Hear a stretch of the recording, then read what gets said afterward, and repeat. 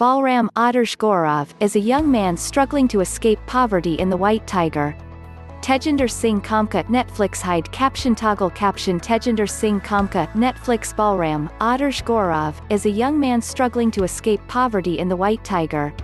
Tejinder Singh Khamkha Netflix. The year 2008 saw the publication of Aravind Adiga's novel The White Tiger and the release of the film Slumdog Millionaire, two stories about young men escaping poverty and defying the odds against the backdrop of a rapidly globalizing India. But Adiga's novel was a far more cynical and morally unsettling piece of work, with a protagonist who came into his fortune through acts of theft, deception and worse. Now, 12 years later, there's a darkly funny new movie adaptation of The White Tiger, and it plays even more like the flipside to Slumdog Millionaire's pure-hearted optimism. There's even a cheeky line in the trailer about how there's no million-rupee game show prize at the end of the story. That story is narrated in flashback by its protagonist, Balram, played by a superb Adarsh Gourav. We meet a younger version of Balram growing up in a poor coal mining village, where he shows early promise as a student, until his domineering grandmother pulls him out of school and puts him to work in a tea shop. But Balram is smart and ambitious, and he has bigger things in mind.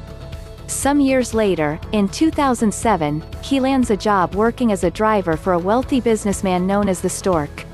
Balram works his way into the good graces of one of the Stork's sons, Ashok, played by Rajkummar Rao.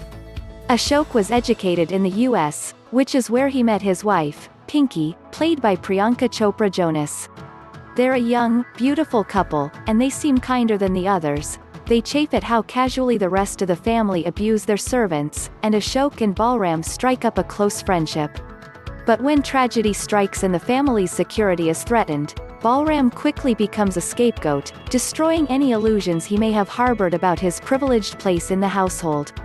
In a way, The White Tiger taps into the same vein of class rage that fueled recent eat-the-rich thrillers like Parasite and Knives Out.